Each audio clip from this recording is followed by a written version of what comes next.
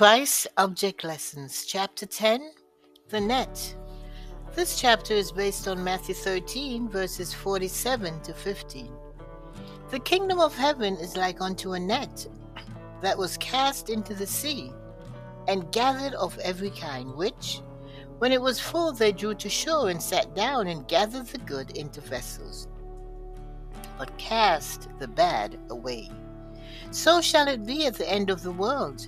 The angels shall come forth, and sever the wicked from among the just, and shall cast them into the furnace of fire. There shall be wailing and gnashing of teeth. The casting of the net is the preaching of the gospel. This gathers both good and evil into the church. When the mission of the gospel is completed, the judgment will accomplish the work of separation. Christ saw how the existence of false brethren in the church would cause the way of truth to be evil spoken of. The world will revile the gospel because of the inconsistent lives of false professors. Even Christians would be caused to stumble as they saw that many who bore Christ's name were not controlled by his Spirit. Because these sinners were in the church, men would be in danger of thinking that God excused their sins. Therefore Christ lifts the veil from the future and bids all to behold that it is character, not position, which decides man's destiny. Both the parable of the tares and that of the net plainly teach that there is no time when all the wicked will turn to God. The wheat and the tares grow together until the harvest. The good and the bad fish are together drawn ashore for a final separation.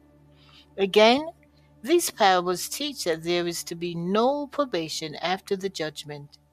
When the work of the gospel is completed, there immediately follows the separation between the good and the evil, and the destiny of each class is forever fixed. God does not desire the destruction of any. As I live, says the Lord God, I have no pleasure in the death of the wicked, but that the wicked turn from his way and live. Turn ye from your evil ways, for why will ye die? Ezekiel 33 and verse 11. Throughout the period of probationary time, his Spirit is entreating men to accept the gift of life. It is only those who reject his pleading that will be left to perish. God has declared that sin must be destroyed as an evil ruinous to the universe. Those who cling to sin will perish in its destruction. Blessings, Maranatha. Jesus is coming soon.